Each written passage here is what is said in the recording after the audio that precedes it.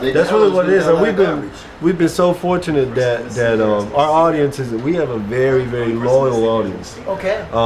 And that's a blessing. Like we have the listening ear of our audience, and our audience is always like willing to give us a chance. And even with Leave It All Behind, which was a significantly different album in a number of ways compared to Connected, like our audience gave it a shot, and we're very lucky and fortunate that we have such a loyal following, and that's really, they make happen what we are able to do right now. It's only partly us. It's more them than it's us, like, you know what I'm saying? So we always feel like we just work hard to make sure that we give back whatever our audience is putting into it in terms of their hard-earned money.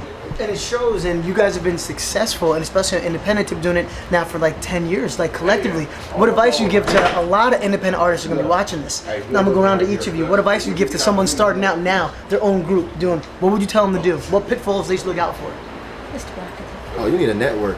You need to have a family. You know what I'm saying? Like, you cannot do this by yourself. No man is an island. You can't. There's just no way. Like, I've had people be like, there's that hate that happens. That's you know what right, I'm saying? yes. Like, You've changed. People be like, you know what I'm saying? Like, there's a lot of opinions out there. There's a lot of people trying to put their hands in the pot, but you need that core group of people that that you're gonna always get quality from, honesty from. You know what I'm saying? Like, all of the elements that keep you going as the artist that you are. I mean, and plus it's like you build off of each other. You know what I'm saying? Like, just on it as an individual, as an artist. And even as the opportunities grow, you know what I'm saying, you're able to pass along opportunities to one another. So I feel like you have to have a family.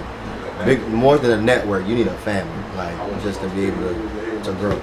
And I would say even too, just to piggyback off him, like, you need a family, you need people whose success is just as much dependent on your success. You know what I mean? Wow. Like, you don't need, like, I mean, I just tell them niggas all the time, and people just think I just be on some doom and gloom shit, but I'm just like, dude, signed to a major label in 2009 is just the dumbest shit you could ever do, because you're putting yourself in a position where a record label is the only job where motherfuckers cannot do their job and still get paid.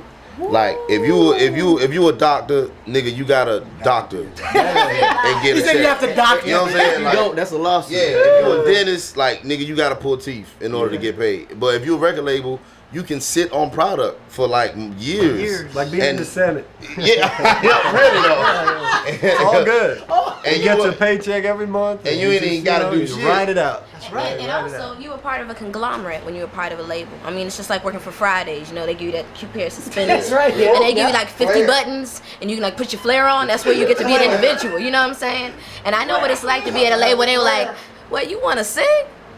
Bitch, here's some flair." Put those on.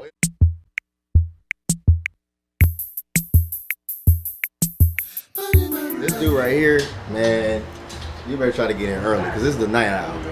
He's like, I'll see you at 7, which really means 10. 10, 30, 11, Oh, like CPT 12. time. And People, then that's a at lesson 10, in CPT time. And then at 10, he pulls out the lap. This is what he does. Yo, son, you heard this jam right here? So we'll listen to a few jams. Excuse me. You gonna do that for an hour? We can do that for about an hour. Yes. And then you discover he hasn't written anything.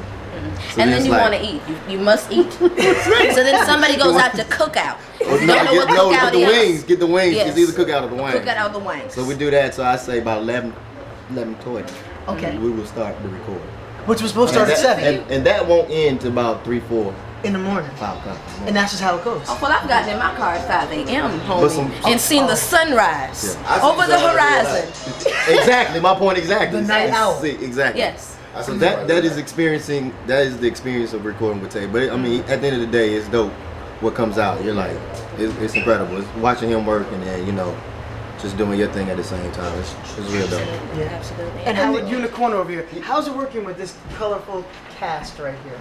It's brilliant, man. Like, I think that for me, from the very first time, well, like Nick's Groove and like Light It Up, like from the very first tracks, like for me, what made it special was like I hadn't really ever worked with vocalists like this. So like the fact that one, like I heard somebody sing over my stuff and rhyme over my stuff, but two, that it was exactly like how I always kind of wanted, you know, it to sound, because of what I listen to. Like, you know, I am a big Tribe Called Quest fan and stuff like that. So for me, the vocals just were, you know, exactly what I would want to hear over the music, and it's to this day, like every time, like it lives up to that, you know what I'm saying, expectation for me.